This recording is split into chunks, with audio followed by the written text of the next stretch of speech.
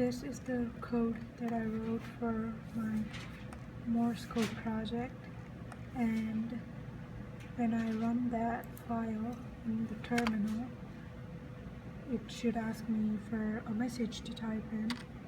and when I type in the message,